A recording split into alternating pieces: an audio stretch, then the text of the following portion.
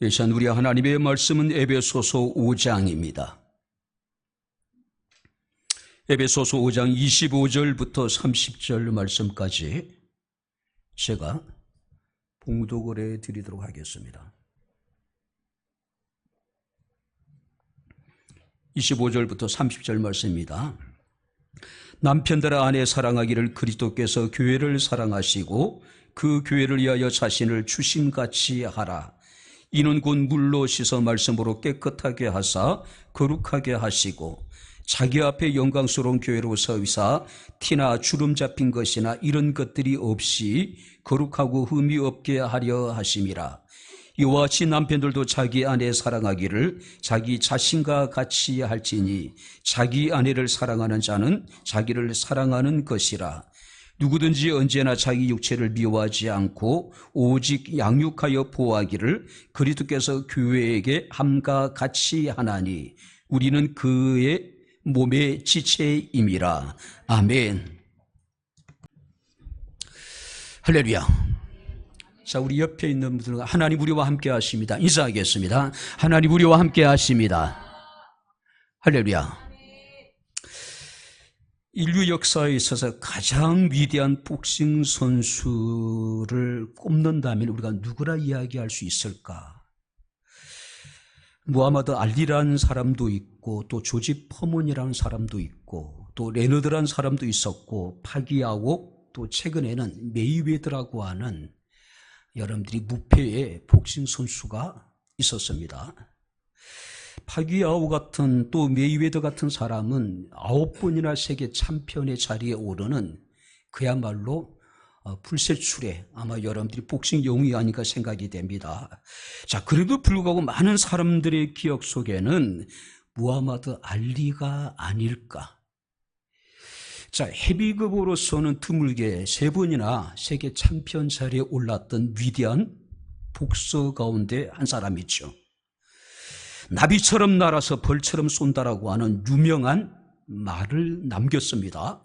그의 말처럼 춤을 추는 듯한 현란한 발놀림, 그리고 찬스가 날 때마다 속사포처럼 터지는 좌우의 연타는 그야말로 상대 선수에게는 지옥 같은, 그죠? 저승사자 같은 그런 인물이 아니었나 생각이 됩니다. 특별히 이제 그의 그 오른쪽 카운터 펀치는 너무 빨라서 사람들에게 유령 펀치라고 이렇게 불려졌다 그래요. 그러니까 보이지 않았다는 거예요. 근데 날라와가지고 타격을 준다는 겁니다. 그만큼 알리의 여러분들이 그 복싱 선수로서의 어떤 재능은 뛰어났다라고 이야기할 수 있습니다. 자, 그는 18살에 로마 올림픽에 금메달을 따게 되었고 바로 헤비급으로서는 드물게 세계 챔피언 자리에 3번이나 올랐던 그런 인물입니다. 자, 그가 이제 은퇴를 하고 난 이후에 한 스포츠 기자가 그를 방문한 적이 있다라고 이야기합니다. 자, 알리는 그를 이제 자신의 농장으로 데리고 가서 그 창고를 이렇게 구경시켜 주더랍니다. 자, 그 창고에는 알리의 전성기 시절의 어떤 모습들의 어떤 수많은 그 사진들, 또 챔피언 벨트, 또 이제 여러 가지 어떤 그 화려했던 지난날을 이렇게 이제 볼 수 있는 그런 마치 이제 그 기념관 같은, 그러니까 알리의 몸을 조각한 이제 상도 거기에 이제 있었다라고 이야기를 합니다. 근데 이제 보니까 그 사진에 보게 되면은 또 이제 챔피언 벨트에 이렇게 보게 되면은 그 새똥들이 막 묻어 있다라는 거예요. 사진에. 그래서 알리가 그걸 발견하고 난 다음에 이 사진 같은 것들을 전부 다 거꾸로 이렇게 이제 그 뒤집어 놓았다라는 이제 이야기를 합니다. 자, 그러면서 이제 그 창구에 나와서 기자에게 혼잣말 하듯이 무슨 얘기를 하더래요. 기자가 알아듣지 못하니까 무슨 말인지 다시 한번 해 주십시오라고 부탁했더니 나는 세계를 제패했습니다. 하지만 보시다시피 그것은 아무것도 아닙니다. 자신의 영광을 자랑했던 수많은 이거 챔피언 벨트가 있었고 또 화려한 순간을 장식했던 사진들이 있었지만은 그 새똥이 묻어가지고 그것이 아무런 쓸모없는 것이 되어져 버렸다는 이야기죠. 우리가 욥기 20장 5절 6절 말씀 보니까 욥의 친구 소발이라는 사람이 이런 이야기를 합니다. 악인이 이긴다는 자랑도 잠시요 경건하지 못한 자의 즐거움도 잠깐이니라. 그 존귀함이 하늘에 닿고 그 머리가 구름에 미칠지라도 자기 똥처럼 영원히 망할 것이다. 물론 난리를 두고 한 이야기는 아니겠죠. 세상의 명예와 세상의 건세라고 하는 것이 얼마나 허무한 것인가를 우리에게 말씀해 주고 있는 겁니다. 자기 똥처럼 망할 것들이라는 것이죠. 자, 오늘 우리가 본 말씀을 보게 되면 사도 바울은 에베소 교회 성도를 향해서 교회는 하나님의 은혜의 경륜이며 그리스도의 비밀이라고 에베소서 3장 2절 3절 말씀에 말씀하고 있습니다. 자, 여기서 은혜의 경륜이라 하는 의미는 하나님의 구원의 계획이라고 그런 의미를 가지고 있습니다. 자, 그렇기 때문에 교회를 사랑하고 섬기는 일이 성도들이 해야 될 가장 거룩한 의무라는 겁니다. 마치 신랑이 신부를 사랑하듯이 성도는 교회를 사랑하고 교회를 아껴야 된다라고 교훈하고 있습니다. 특별히 우리가 27절 말씀을 보게 되면은 자기 앞에 영광스러운 교회로 세우사 티나 주름 잡힌 것이나 이런 것들이 없이 거룩하고 흠이 없게 하려 하십니다. 자, 바울은 하나님이 교회를 자기 앞에 영광스러운 교회로 세우기를 원하고 계셨다는 거예요. 그러니까 교회를 향한 하나님의 기대는 이 세상의 영광에 있는 것이 아니라 당신 앞에서의 영광스러운 교회라고 하는 것이죠. 화려하고 웅장한 예배당, 셀 수 없이 수많은 성도들, 물질적인 교회의 부유함, 그리고 사회적인 어떤 정치적인 영향력, 이런 것들은 하나님이 교회에 기대하는 영광이 아니라는 거예요. 하나님이 정말 우리에게 기대하는 것은 세상 앞에 영광스러운 교회가 아니라 그리스도 앞에 영광스러운 교회를 하나님께서는 꿈꾸고 계시다는 거예요. 그런 교회를 하나님이 지금 우리에게 소원하고 계시다는 이야기예요. 특별히 여기서 영광스러운 교회를 세운다는 의미는 교회를 영광 안으로 끌어오신다. 또 다른 의미는 뭐냐면은 교회가 영광으로 옷을 입게 될 것이다. 근데 하나님이 세우시겠다는 거예요. 특별히 여러분들이 하나님이 세우신다는 의미 속에는 항상 하나님의 창조의 능력으로 새롭게 한다는 그런 의미를 가지고 있습니다. 자, 그렇다면은 교회가 하나님의 창조의 능력으로 영광스러운 모습으로 새롭게 변화되어지게 될 것이다. 그런 의미라는 것이죠. 자, 그렇다면 오늘 우리는 이 시간, 오늘 본 말씀을 통해서 왜 교회가 하나님 앞에 영광스러운 공동체가 되어야 할 것인가? 왜 교회가 하나님 앞에 영광스러운 공동체가 될 수밖에 없을 것인가를 우리가 몇 가지로 함께 살펴보면서 함께 은혜를 나누도록 하겠습니다. 자, 25절 말씀을 우리 다시 한번 같이 읽겠습니다. 남편들아 아내 사랑하기를 그리스도께서 교회를 사랑하시고 그 교회를 위하여 자신을 주심같이 하라. 우리가 사도 바울은 오늘 본문에서 가정에서의 부부관계의 도리를 통해서 바로 주님과 교회의 관계를 지금 비유하고 있습니다. 자, 주님께서 우리가 이 땅에 살아가는 동안에 우리에게 주신 영원한 신적인 공동체가 있습니다. 두 가지입니다. 첫 번째는 뭐냐면은 가정이고 두 번째는 뭐냐면은 교회라고 하는 거예요. 가정은 단순한 여러분들이 가족 공동체가 아니라는 겁니다. 교회는 단순한 여러분 믿는 사람들이 모이는 여러분 공동체가 아니라는 거예요. 바로 여러분 가정이나 교회는 하나님이 인간에게 주신 신적인 공동체라는 거예요. 그렇기 때문에 가정은 거룩한 것이고 소중한 것이고 교회가 거룩한 이유가 바로 여기에 있는 겁니다. 자, 하나님의 창조 사역의 절정에 탄생한 것이 가정이라면은 하나님의 구속 사역의 절정에 탄생한 것이 바로 이 교회라고 하는 것입니다. 사도 바울은 가정에서 어떤 부부관계의 원리를 바로 주님과 교회의 관계에 여러분들이 원리로 그대로 지금 적용하고 있는 겁니다. 특별히 우리가 가정과 교회에 공통된 분모가 있습니다. 바로 그것은 뭐냐면은 희생적인 사랑 위에 세워졌다는 것이죠. 자, 우리가 가정이라고 하는 것은 바로 남녀의 사랑으로 자녀를 낳게 됩니다. 근데 그 자녀는 어떻게 여러분들이 태어나게 됩니까? 어머니의 피 흘리는 희생적인 사랑, 어머니의 생명을 건 희생이 있었기 때문에 자녀들이 여러분들이 태어나게 되는 것이죠. 그럼 가정이 이루어지게 되는 겁니다. 교회도 마찬가지죠. 바로 자신을 내어주신 예수 그리스도의 피 흘리심, 희생적인 여러분들이 사랑을 통해서 오늘날 교회가 세워지게 되었다는 것이죠.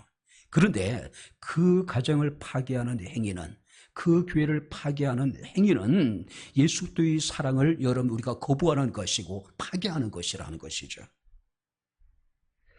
특별히 25절 말씀을 다시 보시기 바랍니다. 남편들의 아내 사랑하기를 그리스도께서 교회를 사랑하시고 그 교회를 위하여 자신을 주심같이 하라. 자신을 내어주셨다. 이게 어떤 의미일까요? 십자가의 고난과 죽으심이라는 것이죠.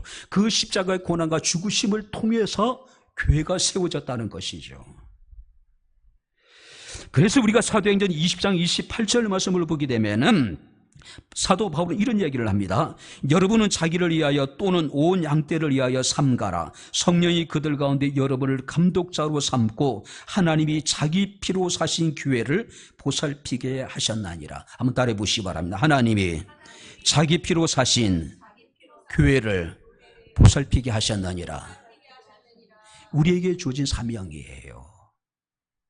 주의 피로 사신 교회를 우리 성도들을 통해서 하나님께서는 보살피게 하셨다는 것이죠. 자기 피로 사신 교회입니다. 자, 그렇기 때문에 교회는 하나님의 영원한 사랑이라고 이야기할 수 있겠죠. 왜냐하면 교회를 위해서 그분은 그분 존재 자체를 버리셨기 때문에, 그분 존재 자체를 버리시고 이 땅에 세우신 것이 뭐냐 하면은 교회라고 하는 것이죠. 교회는 주님의 희생적인 사랑 위에 세워졌습니다. 우리는 교회 안에서 그 사랑을 배워가는 사람들이에요. 우리는 그 사랑 안에서 여러분 우리는 바로 신앙 공동체로 우리가 하나 된 것이 바로 이 교회라고 이야기할 수 있습니다. 자, 그렇기 때문에 교회는 하나님 앞에 영광스러운 공동체가 될 수밖에 없는 것이죠. 어렵고 힘든 일이 있을 때에 우리 신앙적인 여러분 때로는 어떤 문제가 있고 또 신앙적인 회의에 우리가 빠질 때가 있을 수 있습니다. 그러나 우리가 결코 포기할 수 없는 것은 뭡니까? 교회라고 하는 거예요. 교회예요. 그죠? 어떤 경우에도 우리가 여러분들이 교회를 떠날 수 없는 이유가 바로 여기에 있는 겁니다. 자, 뿐만 아니라 26절, 27절 말씀을 보게 되면은 이는 곧 물로 씻어 말씀으로 깨끗하게 하사 거룩하게 하시고 자기 앞에 영광스러운 교회로 세우사 티나 주름 잡힌 것이나 이런 것들이 없이 거룩하고 흠이 없게 하려 하십니다. 교회가 왜 하나님 앞에서 아름다운 공동체가 되어야 되는가? 왜 아름다운 공동체가 될 수밖에 없는가? 바로 그것은 말씀으로 깨끗하게 하사 거룩하게 하셨기 때문이라는 것이죠. 우리가 물로 더러움을 씻어내듯이 주님께서는 당신의 말씀으로 교회를 깨끗하게 하셨대요. 교회를 거룩하게 하셨다는 겁니다. 티나 주름 잡힌 것이 없이 거룩하고 흠이 없게 하셨다고 성경에 말씀을 하고 있습니다. 자, 그렇다면 우리가 건강한 교회는 어떤 교회일까요? 여러분들이 많은 사람들이 모이고 화려하고 웅장한 예배당을 가지고 있고 재정적으로 넉넉하고 사회적인 영향이 큰 교회가 우리가 건강한 교회라고 이야기할 수 있을까요? 그건 아니에요. 하나님의 말씀으로 깨끗하여 거룩해진 교회가 건강한 교회예요. 그렇다면 성도 한 사람 한 사람이 하나님의 말씀을 듣고 그 말씀을 구체적으로 자신의 삶에 우리가 여러분들이 적용해 나가는 것, 말씀과 순종하는 삶을 살아가는 것, 바로 이것이 건강한 교회의 표징이라고 이야기할 수가 있을 것입니다. 특별히 여러분이 교회는 어떤 곳입니까? 그리스도의 말씀으로 날마다 새로워지는 교회, 이게 건강한 교회입니다. 이게 하나님 앞에 영광스러운 교회라고 하는 것이죠. 여러분들이 그리고 27절 말씀을 보게 되면 자기 앞에 영광스러운 교회를 세우사 티나 주름 잡힌 것이나 이런 것들이 없이 거룩하고 흠이 없게 하려 하십니다. 말씀으로 교회를 거룩하게 하신 목적이 뭐냐면은 하나님 앞에 영광스러운 교회로 세우기 위함이다.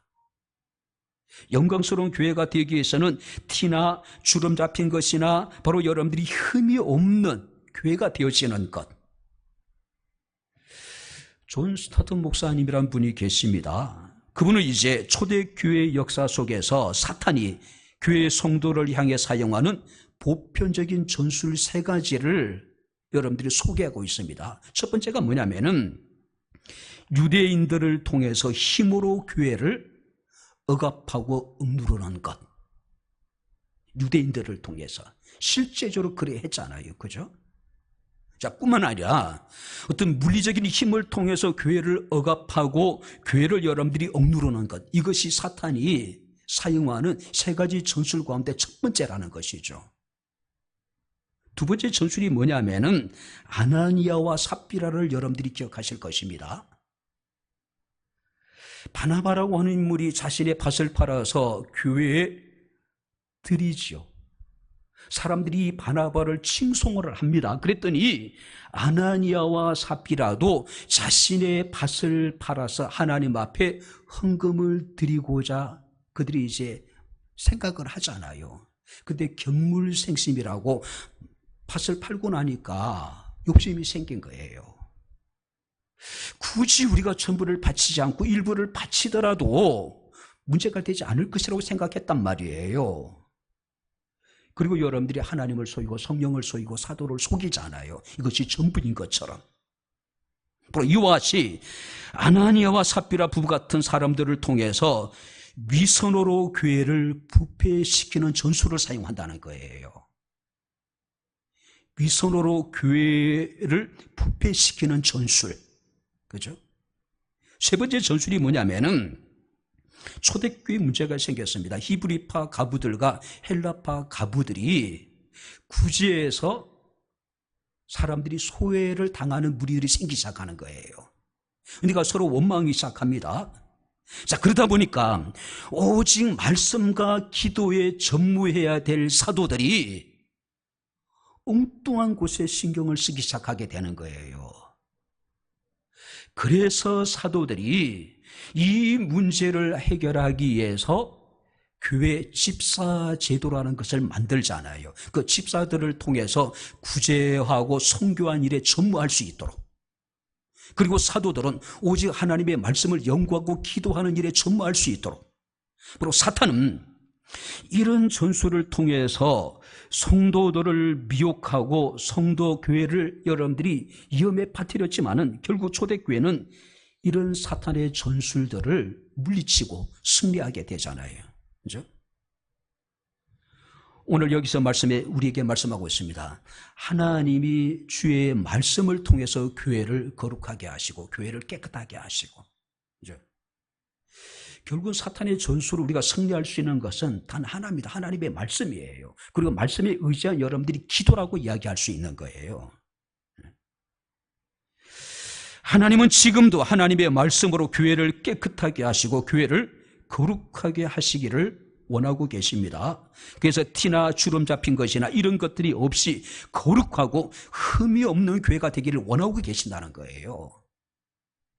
특별히 여기서 티라고 하는 것은 오염이나 얼룩을 의미합니다. 우리가 신앙생활하면서 우리 하나님 앞에서 여러분들이 악을 행하거나 하나님 앞에서 불주종한 이런 행위들에 대해서 티라고 표현하고 있는 거예요. 이것은 어떤 것입니까? 교회의 순수성을 손상시키는 것들, 이런 것들이 교회 안에 없어야 된다는, 이런 것들을 하나님의 말씀으로 깨끗하게 하시겠다는 것이죠. 여기 주름이라고 하는 것은 시간의 흐름에 따라서 또 사람들이 부주의함으로 나타나는 어떤 표면적인 손상, 그러니까 주름이 생기거나 금이 가는 것들, 이것들에 대해 이렇게 해석하더라고요. 영적인 침체나 열정의 감소. 처음에 우리가 주님을 만났을 때, 은혜를 받았을 때 가졌던 어떤 영적인 여러분들이 충만한 은혜가 있습니다. 뜨거운 열정이 있어요. 근데 시간이 지남에 따라서 어떻게 됩니까? 여러분들이 이런 영적인 여러분들이 열정이나 이런 것들이 여러분들이 침체되어져 가는 겁니다. 식어져 가는 거예요. 이것을 주름이라고 표현하더라고요. 우리가 요한계시록 2장 1절부터 7절 말씀을 보게 되면 에베소 교회에 대해서 칭찬할 것이 많은 교회였습니다. 그래도 불구하고 에베소 교회는 책망을 받습니다. 그 이유가 뭐냐면은 너희의 처음 사랑을 버렸다. 처음에는 주님을 향한, 교회를 향한 사랑이 정말 뜨거웠는데 시간이 지남에 따라서 차갑게 식어졌다는 이야기죠. 형식적인 신앙생활에 빠지게 됐다는 것이죠. 타성해졌다는 이야기죠. 그래서 주님께서 말씀하시기를 어디서 떨어졌는지 생각하고 회개하여 처음 행위를 가시라고 지금 말씀하고 있는 겁니다. 하나님의 말씀으로 깨끗하게 하사 티나 주름 잡힌 것이 없는 교회, 바로 그것은 흠이 없는 상태를 의미하고 있습니다. 중요한 것은 여기서 말하는 흠이 없다라고 하는 것은 하나님의 기준에 부합하는 교회, 하나님의 기준에, 그렇죠?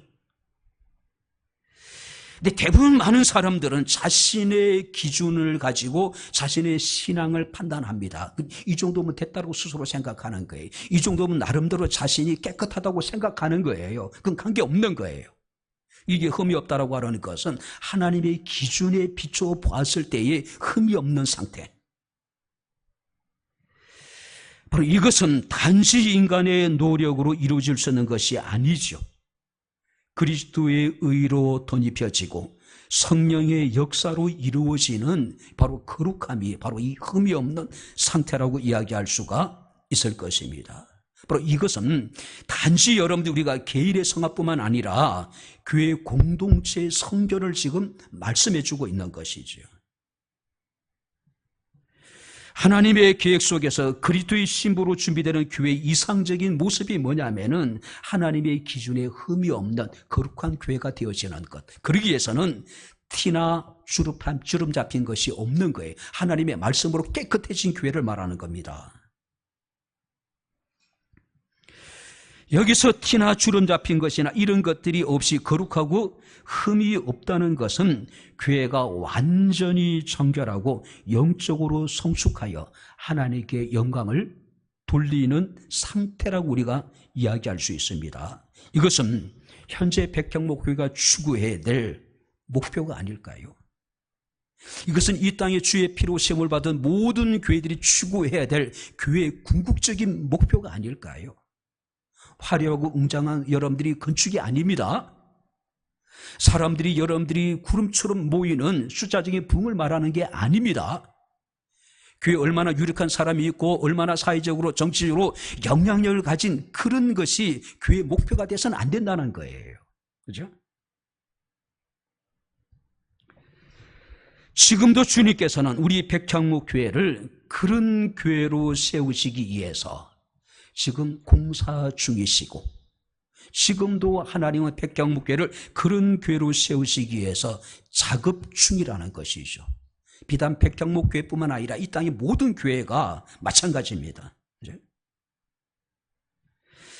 교회는 지금 하나님의 창조적인 능력을 통해서 영광스러운 교회로 세워지기 위해서 만들어지고 있는 과정이라는 거예요. 그죠? 세상에 완전한 교회는 없습니다. 완전히 세상에 여러분들이 만들어진 교회는 세상에 존재하지 않아요. 지금도 어느 교회든 간에 지금 여러분들이 과정이에요. 우리 이것을 개인적으로 성화라고 표현하기도 합니다. 우리가 공사 현장을 지나다 보면은 우리가 자주 볼 수 있는 여러분들이 안내 편말이 있죠. 공사 중 불편을 드려서 죄송합니다. 공사 현장은 늘 어수선합니다. 공사 현장은 늘 불편해요. 처치 잘못하면은 언제든지 여러분들이 사고를 당할 수 있습니다. 그러니까 조심하고 조심해야 돼요. 91년도에 개척을 해서 인천에 3년 동안 정확하게 3년을 목회를 했습니다. 그리고 94년도에 파주로 이전을 했습니다. 땅 70평을 사서 이전을 해서 이제 교회 건축을 하게 됩니다. 근데 이제 임시 예배 처소로 당시 영업을 하지 않는, 그러니까 다른 교회에 다니는 권사님의 식당을 임대를 해서 사용했습니다. 1년에 그냥 100만 원인가를, 100만 원인가요? 300? 100만 원? 하여튼 어찌됐든 간에 임대를 했어요. 근데 임대료가 만만치 않더라고요. 그래서 공사 도중에 이제 임대 계약을 이제 끝내고 예배를 공사 중인 교회에서 드리기 시작을 했어요. 그 사택은 이제 당분간 성동리에 있는 처갓집으로 이제 옮기고, 자, 한참 공사 중인 공사 현장에서 예배를 드린다는 것은 굉장히 불편합니다. 특별히 정해지는 장소가 없어요. 공사 도중에 이쪽 방이 좀 이렇게 깨끗하면 이쪽 방으로 옮기고, 또 여기가 공사 중이면 이쪽 방으로 옮기고 왔다 갔다 하는 겁니다. 비가 오고 바람이 불면 스티로폴로 창문을 여러분들이 이렇게 닫기도 하고요. 특별히 의자도 없습니다. 공사 현장이 널브러져 있는 합판이라든지 그 스티로폼 여러분들이 조각을 갖다가 놓고 앉아가지고 예배를 드렸어요. 공사가 거의 끝날 때까지. 자, 교인들이 느낀 불편함이라고 하는 것은 말로 표현할 수 없겠죠. 굉장히 여러분들이 막 중간에 여러분들이 이렇게 기둥들이 서 있잖아요. 그죠?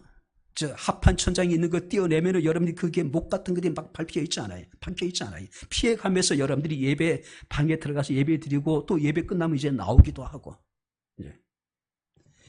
공사 중에 느낄 수 있는 모든 불편을 아마 그때 우리 교인들은 다 느끼지 않았을까. 그렇게 해서 몇 개월 공사가 끝나서 지하에 입당할 때까지 계속 그렇게 드렸어요. 이제 한번 상상해 보시기 바랍니다. 현장에 느끼는 불편함. 어쩌면 교회도 마찬가지입니다. 지금도 우리 백향목교회는 공사 중이에요. 그죠? 지금도 공사 중이기 때문에 우리는 서로가 조심할 수밖에 없습니다. 자칫 우리가 순간적으로 여러분들이 부주의하면은 어떤 사고를 당할지 알지 못하는 거예요. 그래서 사도 베드로는 깨어서 근신하라고 이야기하는 겁니다. 언제 어떤 사고를 당할지 알지 못하기 때문에 그래요. 그러나 중요한 것은 지금 백향목교회가 이 땅에 있는 모든 교회가 공사 중이지만은 궁극적으로 하나님께서는 그 교회들을 하나님 앞에 영광스러운 교회로 세워나가시고 계시다는 것이죠. 당신의 창조적인 능력을 통해서. 근데 중요한 것은요, 바로 하나님께서 무엇으로 우리를 거룩하게 하고 무엇으로 우리를 흠이 없게 한다고 말씀하셨습니까? 말씀으로 깨끗하게 하시고 말씀으로 거룩하게 하시고. 말씀으로. 자, 요한복음 17장 7절 말씀을 보게 되면 예수께서 자기가 하늘로 떠나서 이제 남게 될 제자들을 생각하시면서 아버지께 기도합니다. 그들을 진리로 거룩하게 하옵소서. 아버지의 말씀은 진리니이다. 바로 주님께서 제자들을 향해서 기도하시면서 그들을 진리로 거룩하게 해달라고 기도합니다. 바로 하나님의 말씀이 진리라는 것이죠. 그 진리로 오늘도 교회를 깨끗하게 하시고 오늘도 교회를 거룩하게 하시고 계시다는 것이죠. 진리가 무엇이라고 말씀하십니까? 하나님의 말씀이에요. 세상의 모든 것은 다 변합니다. 사람도 변하고 자연 환경도 변하기도 합니다. 사람의 생각도 또 이런 인류 역사도 다 변해요. 변하지 않는 것은 아무것도 없습니다. 오직 하나님의 말씀만이 영원하기 때문에 하나님의 말씀만이 참된 진리고 그 진리가 우리를 깨끗하게 하고 우리를 새롭게 하고 우리를 거룩하게 할 수 있는 능력이 있다는 것이죠. 그래서 우리가 시편 119편 9절 말씀을 보니까 청년이 무엇으로 그 행실을 깨끗하게 하리까? 한번 따라해 보시기 바랍니다. 주의 말씀만 지킬 따름이다. 청년이 무엇으로 그를 깨끗하게 할 수 있습니까? 오직 하나님의 말씀뿐이라는 것이죠. 그렇죠? 오늘도 주의 말씀이 백향목교회를 깨끗하게 하시고 백향목교회를 바로 티나 주름 잡힌 것이 없는 온전한 교회로 세워 가십니다. 그렇기 때문에 교회는 영광스러울 수밖에 없는 것이지요. 마지막으로 왜 교회가 하나님 앞에 영광스러운 교회가 되어야 될까요? 자, 29절을 같이 읽겠습니다. 누구든지 언제나 자기 육체를 미워하지 않고 오직 양육하여 보호하기를 그리스도께서 교회에게 함과 같이 하나니. 그리스도께서 교회를 양육하시고 그리스도께서 교회를 보호하신대요. 그렇기 때문에 교회는 하나님 앞에서 영광스러운 교회가 될 수밖에 없는 것이죠. 특별히 여기서 양육하고 보호한다는 것은 그가 기르시고 그가 소중히 여기신다는 뜻을 가지고 있습니다. 다시 말해서 성숙하기까지 따뜻하게 감싼다. 어린 아이가 태어나게 되면 아이가 스스로 장성할 때까지 부모들은 그 어린 아이를 따뜻하게 돌보잖아요. 자, 여기서 양육하고 보호한다라고 하는 의미 속에는 그가 소중히 여긴다. 자, 어린 아이는 부모에게 있어서 세상에 무엇과도 바꿀 수 없는 소중한 존재잖아요. 마찬가지로 그리스도에게 있어서 주의 피로 씌우신 하나님의 교회는 그리스도에게 있어서 주의 피로 사신 바로 구속함을 받은 성도들은 어떤 존재일까요? 소중한 존재라는 거예요. 소중한 존재. 왜 하나님 앞에 교회가 이렇게 소중할까요? 왜 우리 믿는 자 한 사람 한 사람 이렇게 소중할까요? 사도행전 2장 28절에 아까 말씀드렸듯이 하나님이 자기 피로 사신 교회이기 때문에 그렇다는 것이죠. 뿐만 아니라 신명기 32장 말씀을 보게 되면 하나님이 당신의 택하신 백성들에 대해서 여호와의 분깃이라고 이야기를 합니다. 그래서 하나님은 그들을 황무지에서 짐승이 부르짖는 광야에서 만나시고 호위하시고 보호하시고 자기 눈동자와 같이 지키시다. 왜? 당신의 분깃이기 때문에, 당신의 소유이기 때문에. 그리고 이사야 43장 1절 2절 말씀을 보니까 하나님께서 말씀하시기를 너는 내 것이라고 말씀하고 있습니다. 내가 너를 구속하였고 내가 너를 지명하여 부르나니 너는 내 것이라고 말씀합니다. 내가 물 가운데 지날 때 내가 너와 함께할 것이라. 강을 건널 때 물이 너를 침몰하지 못할 것이며 불 가운데 지날 때도 타지 아니할 것이며 불꽃이 너를 사르지도 못하게 할 것이다. 그리고 말씀하시기를 내가 내 눈에 보기에 보배롭고 존귀하고 사랑스럽다. 할렐루야. 왜요? 당신의 것이기 때문에. 당신의 것이기 때문에.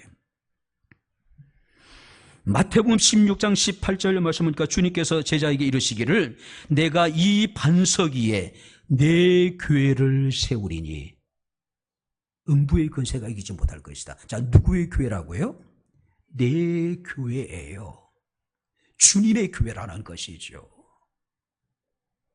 근데 오늘날 교회는 주인이 따로 있는 것 같아요. 목사가 교회의 주인 행세를 하고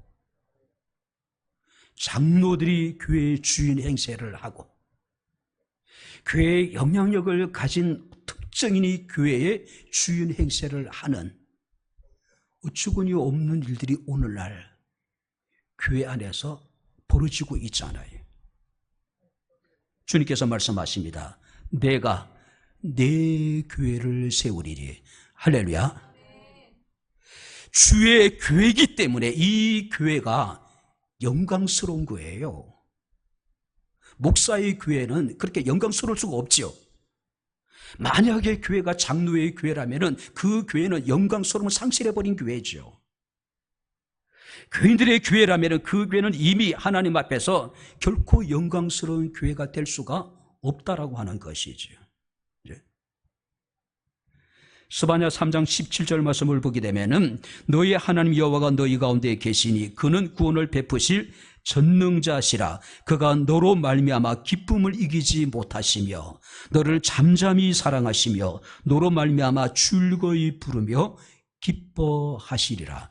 할렐루야. 당신의 소유이기 때문에 우리를 바라볼 때에 하나님은 기쁨을 이기지 못하신대요. 그 사랑이 잠잠하답니다. 하나님이 즐거이 부리고 우리로 인해서 기뻐하리라. 우리 교회가 그런 교회가 되었으면 좋겠습니다. 할렐루야. 하나님이 기쁨을 이기지 못하시는 교회, 하나님이 잠잠히 사랑하시는 교회, 하나님이 즐거이 부르며 하나님이 기뻐하는 그 교회가 우리 백향목 교회가 되어줬으면 좋겠습니다. 교회와 우리 성도들은 하나님 앞에서 그런 존재라는 것이죠. A.W. 토저는 이런 이야기합니다. 하나님은 우리를 광야로 인도하시어 세상의 소음에서 벗어나 오직 당신의 음성만을 듣게 하신다. 교회도 마찬가지가 아닐까요? 사탄은 끊임없이 교회를 핍박하고 교회를 흩트려 했지만은 하나님은 단 한 번도 당신의 교회를 포기하지 않으셨습니다. 당신의 소유를 하나님은 포기하지 않으셨습니다. 오히려 그들이 광야에 쫓겨났지만은 광야는 바로 하나님의 거룩함을 연습하는 바로 여러분들이 거룩한 학교가 되어졌다는 것이죠. C.S. 루이스는 시크로 테이프의 편지에서 이런 얘기를 합니다. 악마들이 아무리 발부둥 쳐도 결국 하나님의 주권 아래 무력할 수밖에 없다. 아무리 교회를 해하려고 하더라도 악마는 결국 무력할 수밖에 없다는 것이. 왜냐하면 하나님이 당신의 소유이기 때문에, 하나님이 당신이 지키시고 보호하시고 사랑하시기 때문에 그렇다는 것이죠. 창세기 3장 15절 말씀을 보니까 여자의 후손은 뱀의 머리통을 상하게 할 것이고 뱀은 여자의 후손을 발뒤꿈치를 상하게 할 것이라고 말씀하고 있습니다. 예수 그리스도의 십자가의 고난과 죽으심을 여러분들이 통해서 예수께서는 부활하셨습니다. 그러니까 사탄이 머리통을 상하게 한 거예요. 치명적인 여러분들이 궁극적인 승리를 우리에게 주셨다는 것이죠. 이제 말씀을 마치도록 하겠습니다. 어거스틴이라는 분은 그런 얘기합니다. 교회를 어머니로 섬길 수 없는 사람은 하나님을 아버지로 부를 자격이 없다. 교회를 어머니로 섬길 수 없는 사람은 하나님을 아버지로 부를 수 자격이 없다. 부를 수 있는 자격이 없는 사람이래요. 어머니는 생명의 젖줄입니다. 우리의 생명의 뿌리가 됩니다. 우리의 삶의 터전이라고 이야기를 합니다. 마찬가지로 바로 여러분 주의 피로 씌우신 교회 역시 바로 우리의 영적인 젖줄이고 우리의 여러분들이 영적인 뿌리가 될 수밖에 없을 것이고 우리의 신앙의 터전이 될 수밖에 없죠. 어머니의 희생을 통해서 우리가 세상에 태어났듯이 예수님의 십자가의 피 흘리심을 통해서 교회가 이 세상에 태어났습니다. 그리고 우리는 그 교회 안에 공동체 안에 살아가는 사람들이라는 것이죠. 스펄전 목사님에게 한 청년이 찾아와서 자신이 출석하고 있는 교회의 여러 가지 어떤 문제에 대해서 이야기를 합니다. 그리고 스펄전 목사님이 부탁합니다. 완전한 교회를 하나 추천해 주십시오. 자, 그 청년의 이야기를 들은 스펄전 목사님은 크게 웃으면서 그런 교회를 찾거든 나에게도 알려주십시오. 나도 그런 교회에 출석하고 싶습니다라는 이야기를 합니다. 그리고 이제 이런 이야기를 덧붙입니다. 만약에 당신이 그런 교회를 찾거든 당신은 절대 그 교회의 멤버가 되지 마십시오. 그때 청년이 왜요라고 물었습니다. 그때 스펄전 목사님이 이런 이야기합니다. 당신이 그 교회 멤버로 참여하는 순간 그 교회의 완전함은 깨어지게 될 것입니다라고 이야기를 했어요. 세상에 완전한 교회는 존재하지 않습니다. 지금도 하나님은 하나님의 거룩한 말씀을 통해서 바로 하나님의 영광스러운 교회로 지금 만들어가고 계시는 과정입니다. 작업 중이에요. 우리 교인들에게 수없이 얘기했습니다. 보는 것이 사명이고 아는 것이 사명이고 느끼는 것이 사명이고 부담이 사명이라고요. 교회가 사람들이 모인 곳이다 보니까 허물이 보이고 부족함이 보이고 약함이 보일 수밖에 없지요. 그렇다면 여러분들에게 주어진 기도해야 될 사명입니다. 할렐루야. 만약에 여러분들이 교회에서 부담을 느끼는 것이 있다면 여러분들이 부담이 사명입니다. 여러분들이 담당해야 될 사명이라는 것이죠. 하나님 앞에 영광스러운 교회, 우리 함께 더불어 백향목교회를 함께 여러분 그런 교회로 세워나갈 수 있는 그런 은혜가 우리 가운데 함께 할 수 있기를 주의 이름으로 축원합니다. 기도하겠습니다. 좋으신 나의 아버지 하나님, 우리 아버지 하나님의 은혜와 사랑을 진심으로 감사를 드립니다. 이 땅에 세우신 하나님의 거룩한 교회는 주의 아버지 하나님 시간 십자가의 고난과 죽으심을 통해서 피 흘리심을 통해서 셈을 받은 교회임을 우리가 깨달아 알게 하옵소서. 지금도 주께서는 말씀으로 교회를 깨끗게 하시고 거룩하게 하심을 믿습니다. 교회를 사랑하시고 교회를 양육하시고 보호하심을 믿습니다. 우리 백향목교회가 하나님 앞에 영광스러운 교회로 아름답게 세워지게 하옵소서. 이 일의 모든 성도들의 마음이 하나가 되게 하시고 뜻이 하나가 되게 하옵소서. 예수님 이름으로 기도하옵나이다. 아멘.